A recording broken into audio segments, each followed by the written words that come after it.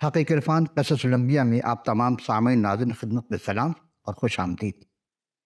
آج ہم حضرت دانش اسلام کی دوسری نشست میں حاضر ہوئے۔ جس طرح کے تواریخی تین اعتراض ہوئے تھے، ایک ہم نے آپ کی خدمت میں پیش کی، آج دوسرا یعنی تاریخی اعتراض کیا تھا۔ عزیزان گرامی، قیمتی بات آپ کی خدمت میں عرض کرتے چلیں کہ حضرت دانش اسلام کتاب کا صحیفہ جو ہے زمانے کا تعین کرتے ہوئے علماء 6 صدی عیسوی قبل مسیح میں دوسری صدی قبل مسیح کے اندازے پیش کرتے ہیں۔ آزاد خیال کے علماء ان کے مداح موجودہ شکل کی کتاب صحیفہ کو مکابیوں کے دور کے تصنیف قرار دیتے ہیں۔ ان کی بڑی دلیل یہ ہے کہ انتاکس ایپیفینس کے عہد میں ساسن نسل لوگوں کے خلاف ہولناک ظلم ستم کے دنوں میں یہودیوں کی حوصلہ افزائی کرنے کی ایک کوشش تھی۔ جو لوگ ایمان رکھتے تھے خداوند متعال الہام سے نہ صرف انہیں سلطنت یونان اور روم کے پیشن گوئیاں کرا سکتا ہے جو مقابلتاً گمنام تھے، بلکہ وہ یونانیوں نے رود نما ہونے سے صدیوں پہلے اس کی تفاصیل بھی بتا سکتے ہیں۔ 11ویں رکوع میں اس صحیفہ کے 11ویں رکوع میں ان لوگوں کی یہ راسخ نظریے کو قبول کرنے کی کوئی مشکل پیش نہیں آتی۔ حضرت اسلام نے اپنی 6 صدی قبل مسیح میں غالباً 530 قبل مسیح کے بعد لکھی۔ کئی علماء نے مثلا رابرٹ ڈیکس ولسن اور Charles Hart Flower, John F وال ڈیڈٹ، آر کے ہلسن اور گیسن آرچر نے، بالخصوص اینگر نے توجہ دلائی ہے کہ ان کے مجوزہ تاریخ کے باوجود ناقدین ان کے نقطے نہیں پہنچ سکتے۔ خداوند عالم کل کے اور مستقبل کو دیکھتا ہے۔ یاد رکھیں کہ حضرت دانش اسلام کا جو صحیفہ ہے کے بارے میں تجویز کی گئی کہ تاریخ درست ثابت بھی ہو جائے تو بھی نبوت کے مستقبل کے بارے میں وہ معلومات موجود ہیں جن کو صرف خدا کے الہام سے منسوب کیا جا سکتا ہے۔ تیسرا جو اعتراض تھا عزیزان محترم وہ ہے الہیاتی اعتراض، یعنی کہ علم الہیات کی روح سے اعتراض یہ ہے کہ اس کتاب میں فرشتوں کی اگلی زندگی کے قیامت، مردوں میں جی اٹھنے اور مسیح موعود کے بارے میں اس وقت کے مطابق حد سے زیادہ برتر اعلیٰ نظریات پائے جاتے ہیں۔ دانش اسلام کی کتاب میں اتنے زیادہ معجزے اور بالخصوص صحیح پیشن گوئیاں کہ معقول تنقید کو راس نہیں آئی۔ خدا کے لوگوں کے لیے اس کا ایک ہی مطلب ہے کہ خدا کی پوری وفاداری کی جائے، مخالفین قوت کتنی ہی طاقتور کیوں نہ ہوں، خدا آپ اپنے مقررہ وقت پر، اپنے ٹھہرائے وقت پر ان سب کو شکست دے گا، اور یہی قیامت کی نشانی میں سے ایک نشانی۔ جیسا کہ عرض کیا کہ اس کے 2 حصے ہیں، الف اور بے۔ الف میں کہ جو دانش اسلام ان کے 3 ساتھی شہزادہ بابل کے دربار میں، اور پھر دانش اسلام کے رویات یعنی جو خوابات بادشاہ نے دیکھے اس کی تعبیر، اور خود انہوں نے جو دیکھے اس کی تعبیر، بنو قدنظر کا خواب، آگ کی بھٹی، بلتشر کی ضیافت، دانیل شیروں کی مان میں، اور بھی بہت ساری باتیں ہیں۔ آئیے ہم پہلے سوال کی جانب چلتے ہیں کہ بادشاہ نبوکدنضر کب ایک ایسا کون سا خواب دیکھا تھا جو وہ خواب اور اس کا جواب نہ دینے پر بابل کے تمام فالگیروں، نجومیوں، جادوگروں، کسدیوں، حکیموں کو جا بجا ٹکڑے کر کے ہلاک کرنے کا حکم کو حضرت دانش اسلام نے کیسے اس کی تعبیر بتا کر سب کو ہلاک ہونے سے بچا لیا؟ آئیے، بہت ہی جامع انداز میں ہے، کئی سوالات اس کے اندر میں ہیں، لیکن ہم کوشش ہوگی کہ ہم اس کو آپ کی خدمت میں اختصار کے ساتھ پیش کرتے ہیں۔ دیکھیں، بادشاہ نبوکدنضر نے اپنی سلطنت کے دوسرے سال میں ایک ایسا خواب دیکھا جس سے اس کا دل گھبرا گیا۔ وہ بے انتہا خوفزدہ ہوا۔ اس حواس باختہ ہو کر اس نے حکم دیا کہ فالگیروں کو، نجومیوں کو، جادوگروں کو، کسدیوں کو بلایا اور حکیموں کو بلایا کہ میں نے خواب دیکھا ہے۔ سب نے کہا حسب معمول کہ یہ خواب بتائیے۔ انہوں نے کہا نہیں۔ اس نے کہا کہ خواب بھی دریافت کرو، میری جان بیتاب ہو رہی، تمہیں خواب بھی دریافت کرنا ہے اور اس کے جواب بھی دینا۔ لیکن سب نے ایک زبان ہو کر آرامی زبان سے سب ان کی، اور کسدیوں کی آرامی زبان میں عرض کی، عالی جاں آپ ابد تک جیتے رہیں گے، اپنے خادم کو خواب بیان کیجئے، ہم اس کی تعبیر پیش کر دیں گے۔ صرف اس خواب کی تعبیر کا مطلب کہ بلکہ یہ مطالبہ بھی کیا کہ خواب بھی بتایا جائے اور تعبیر بھی۔ لیکن بالکل الٹ ہے، لوگ تو خواب دیکھتے ہیں اس کی تعبیر پوچھتے ہیں، بادشاہ کہہ رہے نہیں، جو خواب میں نے دیکھا ہے وہ خواب بھی بتایا جائے۔ اب بتائیے، بادشاہ کا خواب دیکھا ہے، وہ محلات میں ہے، آرام دہ ایسی جگہ پر ہے جہاں کوئی پر نہیں مار سکتا، پرندہ تک۔ یہ معمول سے کہیں زیادہ سخت بلکہ ایسا مطالبہ تھا جسے پورا کرنا عملاً مشکل نہیں بلکہ ناممکنات میں سے تھا۔ اس کے اپنے قصدی فالگیر اور ماہی گیر نجوم وغیرہ نے خواب نہ ہی اس سے تعبیر بتا سکا، نہ ہی وہ خواب بتا سکے۔ چنانچہ نبوکدنضر نے نتائج کی پرواہ کیے بغیر، دیکھیں بادشاہ جب اپنے جلال میں ہوتا ہے تو نتیجہ کو نہیں دیکھتا، وہ بس آرڈر کرتا، حکم، بس میرا حکم مانا جائے۔ اس نے حکم فرمان جاری کیا کہ ملک کے سارے حکیموں، یعنی ان میں حضرت دانیہ السلام بھی تھے اور ان کے ساتھی بھی تھے، چونکہ یہ 10 درجے زیادہ علم رکھتے تھے، یہ ہم پہلے نشے پیش کر چکے، اسی لیے تو کہا کہ سب کو ٹکڑے ٹکڑے کر کے قتل کیے جائے، قتل کر کے ٹکڑے کر دیے جائے، ان کے گھروں کو مزبلہ، اور اگر تعبیر بتاؤ تو انعام و اکرام حاصل کر، ورنہ سب جھوٹے اور ہیلے باز۔ جس بات کا بادشاہ آج طالب و نہایت مشکل، اور دیوتاؤں کے سوا جن کو سکونت انسان کے ساتھ نہیں، بادشاہ کے حضور کوئی بھی اس کو بیان نہیں کر سکتا۔ اس بات سے بادشاہ اور بھی زیادہ غضبناک ہو جاتا ہے، اور سخت قہر آلود میں اس نے کہا، حکم دیا کہ بابل کے تمام حکیموں کو ہلاک کر دے۔ صحیح حکم جا بجا پہنچایا گیا کہ حکیم قتل کیے جائے۔ ان میں سے حضرت دانیہ السلام کے ساتھی بھی شامل تھے۔ تب حضرت دانیہ السلام نے ان کو رفقا کو بھی تلاش کرنے لگے اور ان میں قتل کرے، تب حضرت دانیہ السلام نے جو ابھی بادشاہ کے مکتب سے فارغ التحصیل ہوئے تھے، ہم نے پچھلی نشست میں آپ کی خدمت پیش کیا کہ وہ 3 سال کرسا تھا، وہ فارغ تحصیل ہوئے اور نے وہاں 10 درجے زیادہ علوم ہونے کی وجہ سے، حکمت ہونے کی وجہ سے بادشاہ نے اپنے قریب رکھا تھا ان کو۔ انہیں آزمائش کا سامنا کرنا پڑا۔ وہ خوابوں کے تعبیر کرنا بابلی جادوگروں دیگر لوگوں کا ایک معروف و ممتاز کام تھا۔ دیکھیے یہ بھی بچے ہیں ان کے مقابلے میں، وہ عمر دراز ہیں، سمجھے کہ وہ سب سارے پروفیسر ہیں، یہ طالب علم ہیں، ابھی فارغ التحصیل ہوئے، یہ ان کا مقابلہ کیسے کر سکتے ہیں؟ لیکن نہیں، ہر شخص کوئی الگ ہی تعبیر کرتا۔ آخر یہ بات کون بتائے گا کس کی تعبیر درست ہے؟ لہذا بادشاہ نے اپنی ہی طریقے ترکیب سوچی، اور حضرت دانیہ السلام اس بات سے یقین رکھتے تھے وہ خدا جو قادر مطلق ہے، وہ خواب کے ساتھ ساتھ اس کی بہترین تعبیر بھی ظاہر کرنے کی کامل قدرت رکھتا ہے۔ تب حضرت دانیہ السلام نے بادشاہ کے جلداروں سردار ایرویک کو، جو حکیموں کو قتل کرنے کو نکلا تھا، حضرت دانیہ السلام نے بڑی خرد مندی اور عقل سے استفسار کیا، آخر بادشاہ سلامت نے ایسا سخت حکم کیوں جاری کیا ہے؟ ایرویک نے حضرت دانیہ السلام کی حقیقت بیان کر دی۔ تب حضرت دانیہ السلام نے اسے کہا کہ اندر جا کر بادشاہ سے عرض کرے کہ مجھے مہلت دیں، یعنی مجھے مہلت نہیں ملے تو میں بادشاہ کے حضور اس کے خواب کی تعبیر بیان کر سکتا ہوں۔ بادشاہ تو طلب کیا گیا، لیکن تب حضرت دانیہ السلام نے گھر جا کر، جب حکم مل گیا ٹھیک ہے، لیکن انہیں مہلت چاہیے، گھر جا کر اپنے 3 رفقا، کون کون؟ حنانیہ، میسائیل اور عزریہ، جن کے نام تبدیل کر دیے گئے تھے، تاکہ وہ اس راز کے باب میں آسمان کے خدائے وحدہ لا شریک کی رحمت طلب کریں کہ دانیہ علیہ السلام ان کے رفقا بابل کے باقی حکیموں کے ساتھ ہلاک نہ ہو۔ پھر شب نیمہ، یعنی نصف سب گزرنے کے وقت میں حضرت دانیہ السلام پر وہ مخفی، وہ بھید، وہ راز کھل گیا۔ وہ جو تمام بھیدوں کو جاننے والا، وہ غفور الرحیم ہے، وہ جو ہر چیز کو عطا کرنے والا یہوہ جری ہے، اس نے ان کو مہیا کر دیا، اور اس نے آسمان کے خدا کو مبارکباد کہا کہ خدا کا نام ابد تک مبارک ہو۔ حضرت دانیہ السلام نے سجدہ شکر ادا کیا، کیونکہ وہی حکمت و قدرت و قوت اور وقتوں اور زمانوں کو تبدیل کرتا ہے، وہی بادشاہوں کو معزول اور قائم کرتا ہے، وہی حکیموں کو حکمت اور دانش مندوں کو دانش مندی بناتا ہے، عنایت کرتا ہے، وہی گہری اور پوشیدہ باتوں کو، رازوں کو، بھیدوں کو، چیزوں کو ظاہر کرتا ہے جو کچھ تاریکی میں ہے۔ عزیزم اسے خوب جانتا ہے کہ نور اسی کے ساتھ ہے، کیونکہ وہ دنیا کا نور ہے، اور نور علم ہے، جہالت گمراہی ہے، اندھیرا ہے۔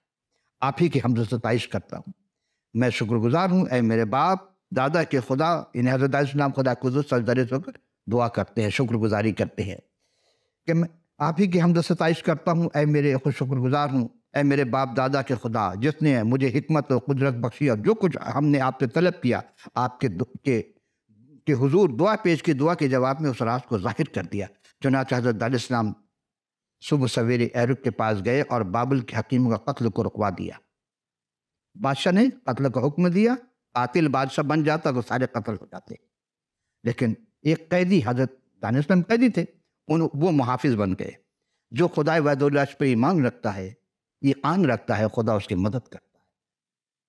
تب ایروک نے انہیں اسی وقت بادشاہ کے حضور لگے، آپ نے بتایا کہ میرے خداوند نے یہ راز مجھ پر ظاہر کر دیا، یہ نہیں کہا بلکہ کہا کہ میرے خداوند نے مجھ پر یہ راز ظاہر کیا۔ اعزان گرامی قدر، اب یقیناً آپ حیران ہوں گے کہ آخر نبوکدنضر بادشاہ نے خواب دیکھا تو کیا دیکھا تھا۔ خدا تعالیٰ نے حضرت دانیال السلام پر اس خواب کے بھید کو آشکارا کیا، کیونکہ خدا قادر مطلق ہے، وہ اپنے جلال اپنے ایمانداروں کے ذریعے ظاہر کرتا ہے۔ یاد رکھیے گا، جتنے ایماندار ہوں گے خدا اس کے ذریعے اپنے جلال کو ظاہر کرتا ہے۔ یہاں خدا نے ظاہر کیا۔ بادشاہ نے حضرت دانیال السلام، جن کا لقب بلتشزر تھا، پوچھا، کیا تو اس خواب کو جو میں نے دیکھا ہے اس کی تعبیر مجھ سے بیان کر سکتا ہے؟ یعنی بادشاہ کو حیرانگی ہوئی، یہ تو بچہ ہے، یہ تو ابھی فارغ التحصیل ہوا ہے، اسے کیا پتا؟ دانیال علیہ السلام نے پہلے تو بادشاہ کے ان تمام لوگوں کو جن پر مدتوں سے فخر تھا اسے دو الفاظ میں وہ نہیں بتا سکتے واقعی، لیکن پھر ایک زندہ خدا کی تعریف کی کہ وہ قادر مطلق ہے۔ وہ تو بادشاہوں کے حضور اس طرح عرض کیا کہ وہ بھید جو بادشاہ نے اپنے خواب کے متعلق پوچھا، حکمان، نجومیوں سے، کزنیوں سے، فالگیروں سے، ماہر نجوم سے، جادوگروں سے، سب بادشاہ کو نہیں بتا سکتے، لیکن آسمان اور زمین کا جو ازلی خالق اور مالک ہے، وہ جو ابدی زندہ خدا ہے، وحدہ لا شریک، جو ہر رازوں کو بھیدوں کو آشکارا کرنے کی قدرت رکھتا ہے، اسی خدا نے بادشاہ پر ظاہر کیا تھا آخری ایام میں کیا وقوع میں آئے گا، یعنی کیا ہونے والا ہے۔ حضرت دانیال السلام نے کچھ یوں بیان کیا کہ اے بادشاہ، آپ کا خواب اور آپ کے دماغ خیال جو آپ نے اپنے پلنگ پر دیکھا تھا یا دیکھ چکے۔ حضرت دانیال السلام نے بادشاہ کو خواب پوری تفصیل چند جملے بیان کی۔ بادشاہ نے ایک بڑی مورتی دیکھی، وہ مورت جس میں کہ نہایت یعنی کہ رونق بے نہایت تھی، رونق نہیں، بے بدنما، آپ کے روبرو کھڑی اس کی صورت ہیبت ناک تھی۔ اس مورت کا سر خالص سونے کا تھا اور اس کا سینہ اور بازو چاندی کے، یہ فارس کا ہوگا، اور دوسرا بازو مادی، یعنی دو بازو تھے، ایک فارس کا، دوسرا مادیوں کا ہوگا۔ اس مورت کا شکم اور اس کے رانے تانبے کی، اور اس مورتی سلطنت یونان ہے، اور اس کی ٹانگیں لوہے کی اور اس کے پاؤں کچھ لوہے کچھ مٹی کے تھے۔ سلطنت روما لوہے کے دو ٹانگیں اور پاؤں، وہ دونوں ٹانگیں سلطنت مشرق اور مغرب دونوں حصوں کو ظاہر کرتی ہے، اور لوہے اور مٹی سے ملے جلے پاؤں سلطنت روما کے تشکیل نو کو ظاہر کرتے ہیں، اور پاؤں کی 10 انگلیاں 10 سلطنتوں کو ظاہر کرتی ہیں۔ دیکھا آپ نے، بادشاہ نے چونکہ بت پرست تھا لہٰذا اس کو بت کے ذریعے دکھایا گیا۔ اے بادشاہ، جب آپ نے غور سے اسے مسلسل دیکھتے رہے یہاں تک کہ ایک پتھر ہاتھ لگے بغیر کاٹا گیا اور اس مورت کے پاؤں پر، یعنی لوہے اور مٹی کے تھے، اس پر گرا اور اس کے ٹکڑے ٹکڑے کر دیا۔ تب لوہا اور مٹی اور تانبا اور چاندی اور سونا جو ٹکڑے ٹکڑے کیے گئے تابستانی کھلیان کے بھوسے کے مانند ہوئے، اور ہوا ان کو اڑا لے گئی، ہر چیز ریزہ ریزہ ہو گیا۔ اور خدا نے کہا کہ زمین اور آسمان سب کو میں ریزہ ریزہ کر کے گرد کے مانند اڑا دوں گا۔ یہاں تک ان کا پتہ نہ ملا، اور وہ پتھر اس بڑی مورتی کو توڑ کر کے ریزہ ریزہ کر دیا گیا تھا، وہ خود ایک پہاڑ بن گیا اور تمام روئے زمین پر پھیل گیا۔ یہ تھا وہ خواب جو بادشاہ نے دیکھے تھے۔ اب تعبیر، بادشاہ نے کیا کہا تھا؟ جو خواب میں نے دیکھا، خواب بھی بتاؤ اور اس کی تعبیر بھی بتاؤ۔ تو وہ خدا جو کہ ہر چیز پر قادر قدرت رکھتا، اس نے ان کو خواب بھی بتایا۔ اب تعبیر اصل میں سے 4 دھاتوں سے بنے ہوئے بت۔ حضرت دانیال السلام نے اس خواب کی تعبیر یا بھید جو بادشاہ نے اپنے حکمہ، نجومی، قصدیہ، فالگیروں، ماہر نجوم اور جادوگروں بادشاہ کو نہیں بتا سکے، وہ بھید یا تعبیر بادشاہ کو اس طرح بیان کہ اے بادشاہ، تو شہنشاہ ہے جس کو آسمان کے خدا نے بادشاہی اور توانائی اور قدرت و شوکت بخشی ہے، اور جہاں کہیں بھی بنی آدم سکونت کرتے ہیں، اس نے میدان کے چرندے اور ہوا کے پرندے آپ کے حوالے کر کے آپ کو ان سب کا حاکم بنایا۔ اے بادشاہ، وہ سونے کا سر آپ خود ہیں۔ یہ خواب دراصل صرف اس بادشاہ کے لیے نہیں بلکہ ہر زمانے کے بادشاہوں کے لیے ہے، کہ بادشاہ جو ہوتا ہے وہ ملک کا سربراہ جو ہوتا ہے وہ ایک باپ کی حیثیت رکھتا ہے، اور سارے عوام خواہ وہ غریب ہوں یا کچھ بھی ہوں وہ سب اس کے بچے ہیں، بیٹے بیٹیاں ہیں۔ لیکن اگر بادشاہ نہ خیال کرے گا تو اس کی حکومت خدا تہ بالا کر دے گا۔ آئیے، یہ 4 دھاتوں سے بنے بت یا مورت 4 غیر یہودی طاقتوں یعنی سلطنتوں کو ظاہر کرتی ہے جو دنیا کو میں برپا ہوں گی اور یہودی لوگوں پر بھی حکومت کریں گی، یعنی کہ اس مورت کا سر خالی سونے کا تھا، وہ آپ ہیں، اور آپ کے بعد ایک اور دوسری سلطنت جو آپ سے چھوٹی ہوگی، اس کا سینہ اور بازو چاندی کے، یہ فارس ہوگا، اور دوسرا بازو چاندی کا وہ مادی ہوگا۔ اس کے بعد ایک اور تیسری سلطنت تانبے کی جو تمام زمین پر حکومت کرے گی، اور اس مورت کا شکم اس کے رانے تانبے کی تھی۔ یہ تیسری سلطنت یونان ہے۔ اور چوتھی سلطنت لوہے کے مانند مضبوط ہوگی، اس کی ٹانگیں لوہے کی اور اس کے پاؤں کچھ لوہے کے اور کچھ مٹی کے تھے۔ سلطنت روما لوہے کی ہے، اور دونوں ٹانگیں اور پاؤں اور اس کے دونوں ٹانگیں سلطنت کے مشرقی اور مغربی دونوں حصوں کو ظاہر کرتی ہیں، اور لوہے اور مٹی کے ملے جلے جو سلطنت روما کے تشکیل نو کو ظاہر کرتی ہیں۔ جس طرح لوہا توڑ ڈالتا ہے اور سب چیزوں پر غالب آتا ہے، بالکل اسی طرح جس طرح لوہا سب چیزوں کے ٹکڑے ٹکڑے کرتا اور کچلتا ہے، بعین ہی اسی طرح ٹکڑے ٹکڑے کرے گی اور کچل ڈالے گی۔ جو آپ نے اس کے پاؤں اور انگلیاں کچھ تو کمہار کے مٹی کی اور کچھ لوہے کی تھیں، اور پاؤں کی انگلیاں اور 10 سنتوں کو ظاہر کرتی ہیں، سو اس سلطنت میں تفرقہ ہوگا۔ مگر جس طرح آپ کو دکھلایا گیا یا آپ نے دیکھا، اس میں لوہا مٹی میں ملا ہوا تھا، اس میں لوہے کی سی مضبوطی تھی، اور چونکہ پاؤں کی انگلیاں کچھ لوہے اور کچھ مٹی کی تھی، اس لیے سلطنت کچھ قوی اور کچھ ضعیف ہوں گی۔ اے بادشاہ ذرا غور فرمائیے، اوپر سے نیچے تک یعنی سر سے لے کر پیر تک دھاتوں کی قیمت گھٹتی جاتی ہے سوائے لوہے اور مٹی کے، یعنی مضبوطی بڑھتی ہے۔ پھر غور کریں تو انسان اپنی سلطنتوں کو جانور کی صورت میں پیش کرتا ہے۔ یہی چیز خداوند یسوع مسیح وہ پتھر ہیں جو بغیر ہاتھ لگائے کاٹے گئے، وہ چاروں سلطنتوں کو نیست کرے گا اور ساری دنیا پر بادشاہی کرے گا، اور اس کی سلطنت ابد تک قائم رہے گی۔ 1000 سالہ مسیح کی حکومت کا تذکرہ ہے یہاں پر۔ عمیق نگاہ چاہیے، عرفان چاہیے، حقیقت کو سمجھنے کے لیے روحانی طاقت چاہیے، روحانی پاور چاہیے۔ کون دے گا؟ وہی جو روح اللہ ہوگا۔ اس کلام کو سمجھنے کے ہمیں کلمت اللہ سے رابطہ کرنا ہوگا، تو پھر کلام کی بات سمجھ میں آتی ہے۔ آئیے، جب حضرت دانش اسلام نے نبوکدنضر بادشاہ نے تعبیر سنی تو حضرت دانش اسلام کی حکمت اور دانش کا قائل ہو گیا۔ تب اس نے حضرت دانش اسلام کو بابل کے تمام فرما رواؤں کو ایک فرمان بھیجا کہ بابل کے تمام حکیموں اور جتنے بھی ہیں ان سب پر حکمرانی کی عنایت کی کہ یہ ان سب کے سردار ہوں گے، اور وہ سب ان کے نائب مقرر کیے جائیں۔ اذان گرامی قدر، بادشاہ نے خواب دیکھا، دانش اسلام نے تعبیر بتائی، جواب پروردگار عالم جاتا ہے۔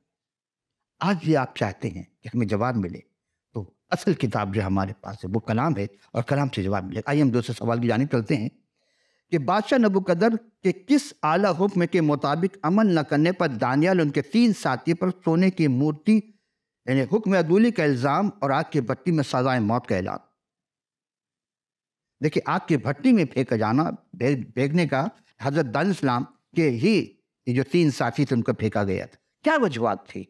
آخر یہ لوگ قیدی تھے، قیدی کو کیسے جرأت ہو سکتی ہے کہ وہ بادشاہ کے حکم میں خلاف ورزی کرے؟ یہ وہ بات تھی۔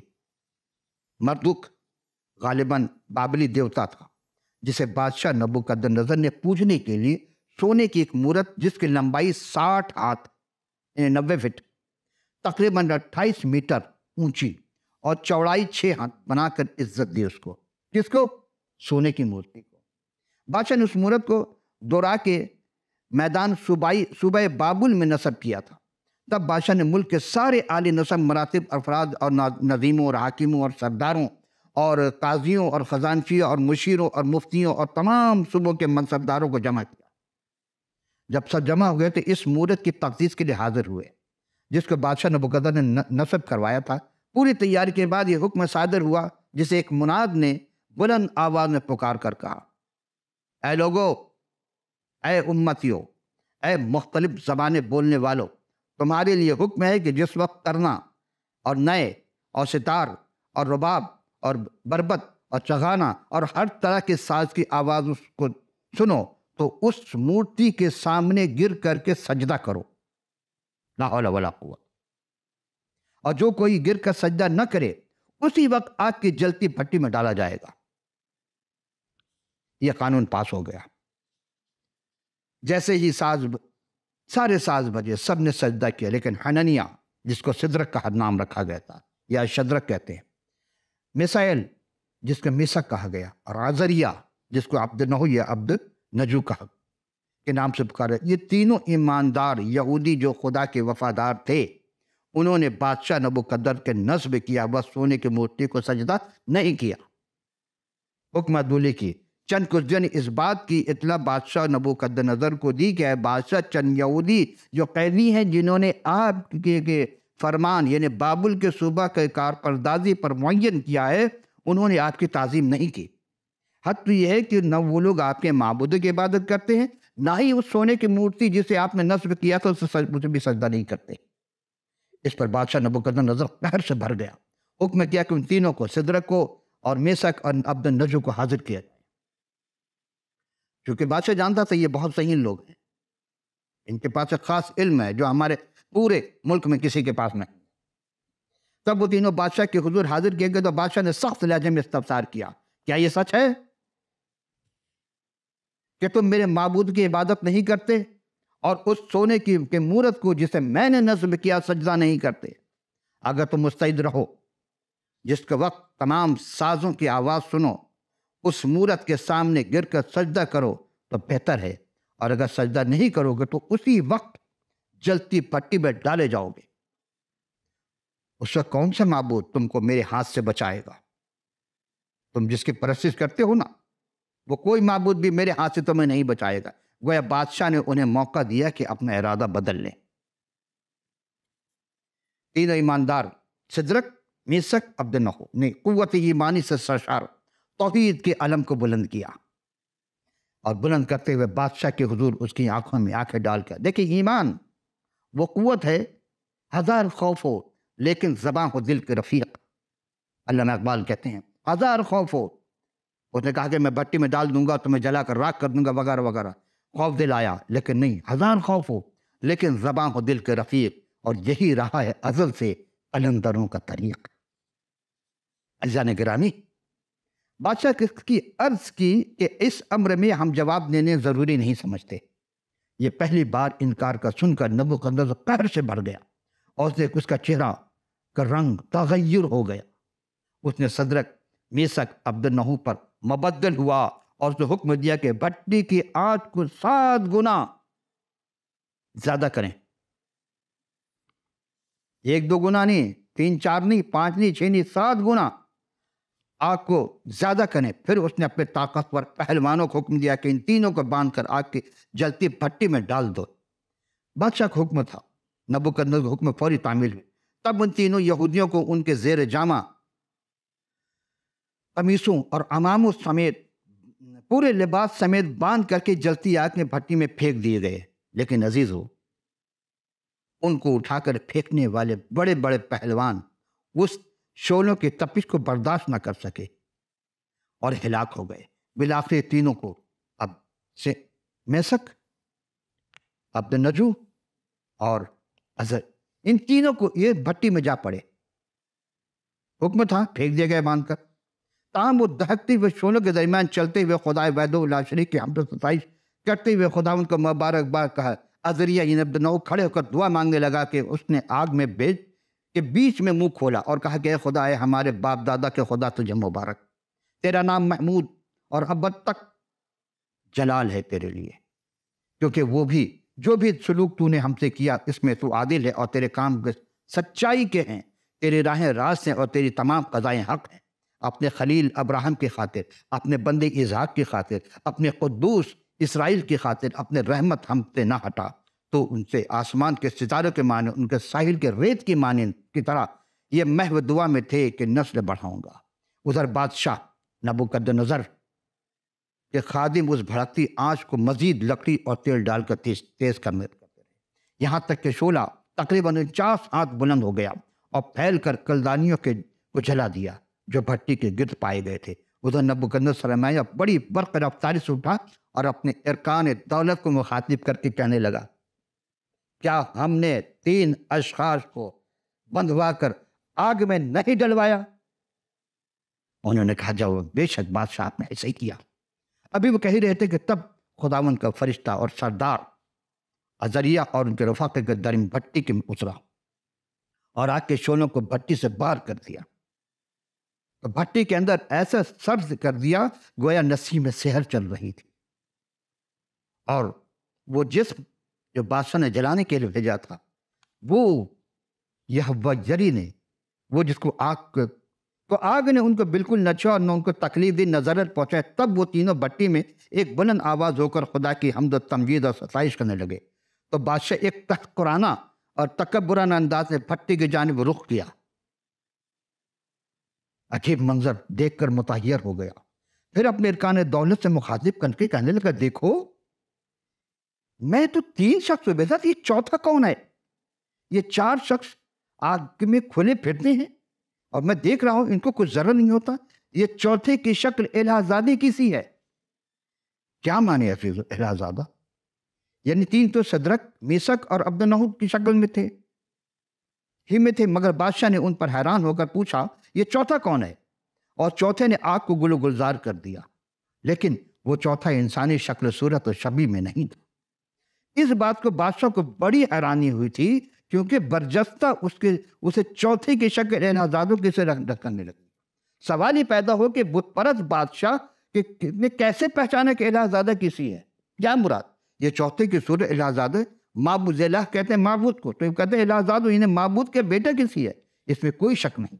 وہ واقعی بت پرست تھا، اس نے 3 یہودی خدا پرست کو آگ میں پھینکنے کا حکم دیا تھا، اور کئی پھینکنے والے آگ کے تپش میں جل کر مر گئے، اور چوتھے نے آگ ان 7 گنا آگ آتش کدہ کو سرد کر دیا۔ تو یقیناً چوتھا ہونا اس آگ کو بنانے والے کا بیٹا ہوگا۔ عزیزو، یہ اسی کا وسیلہ سے یہ آگ کا وجود ہے۔ گویا کہ بادشاہ اس وقت انہیں کچھ بھی نہ سمجھا رہا تھا اور کچھ سمجھ رہا تھا، لیکن میرا ایمان ہے کہ وہ چوتھا شخص کوئی اور نہیں بلکہ قرآن کی زبان میں کلمت اللہ، وہ روح اللہ، وہ ید اللہ، وہ امر اللہ، وہ عین اللہ، وہ مشکل کشاؤں کا مشکل کشا۔ عزیزو، یہاں ایک غور طلب بات یہ ہے، کیونکہ اب دامن وقت میں گنجائش نہیں ہے، یہ جملہ میں کہہ کے اختتام پذیر ہوں گا، باقی باتیں ہم آئندہ نشست میں پھر پیش کریں گے۔ تو عزیزو، یہاں ایک غور طلب بات یہ کہ ان تینوں یہودیوں کو نہ کچھ ضرر پہنچا، نہ آگ نے صرف رسیوں کو جلایا جس کو انہوں نے باندھا تھا۔ مصائب و آفات کا خدا کے ارادے اور مقاصد پورے کرنے میں کامیابی ہوتی ہے۔ ہم اگر خدا کے مقصد پورے کریں گے تو خدا کبھی ہمیں ناکام نہیں ہونے دے گا۔ آئندہ نشست میں ہم سورہ 3 پیش کریں گے اور انسان کیسے اسفل السافلین کے منزل پر جاتا ہے۔ عزیزو، آج کا پروگرام آپ کے لیے ممکن ہے بہت سی باتیں رہ گئی ہوں گی، لیکن چلتے چلتے وہی جملہ کہ اسکرین پر دکھائے گئے ٹیلی فون نمبر، واٹس ایپ، ای میل، جو بھی آپ کو اویلیبل، آپ ہمیں ضرور اپنی قیمتی آراء سے آگاہ کیجیے۔ اور اگر آپ کے پاس مطالعے کے لیے کتاب مقدس، علم و عرفان کی روشنی حاصل کرنا چاہتے نہیں ہے تو ہمیں لکھ بھیجیے، پورا پتہ لکھ بھیجیے، ہم آپ کی خدمت میں فی سبیل اللہ ارشاد کریں گے۔